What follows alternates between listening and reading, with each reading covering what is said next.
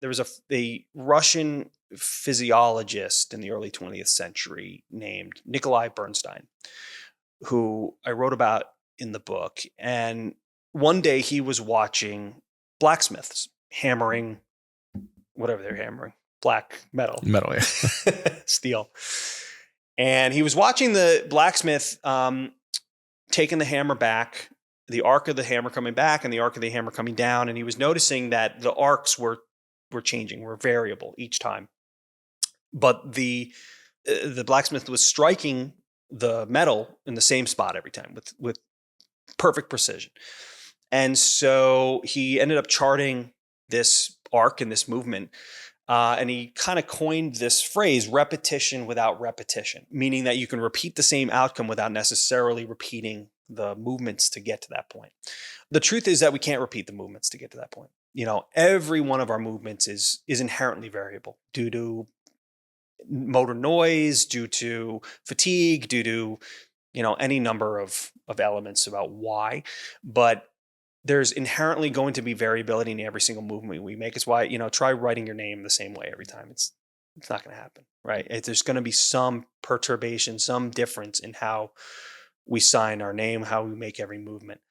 So knowing that, it always kind of strikes me as odd that coaches, especially youth coaches, are trying to instruct through fundamentals that want the athletes, want the players to move in the exact same way every single time. And I think this is kind of it's a flawed philosophy and actually a real problem of overcoaching. There's certainly, it's important to understand fundamentals and basics. And I think, let's take a tennis serve, for instance. If you're learning how to serve in tennis, there are constraints that anybody has to kind of work within.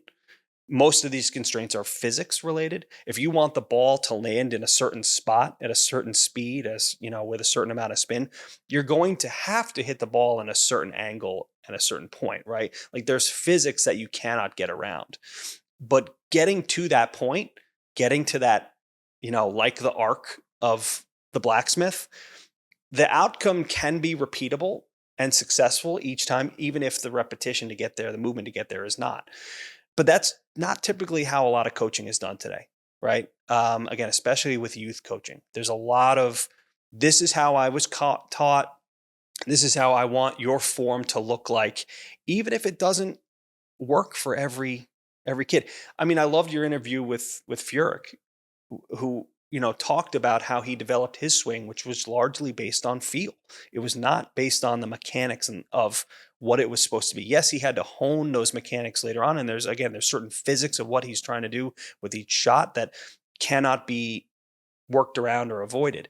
But the element of feel and personalization of movements, and like I said, freedom and flexibility of how you move, thinking more about constraints rather than strict fundamentals and form, I think is a much more natural approach to generating skilled movement.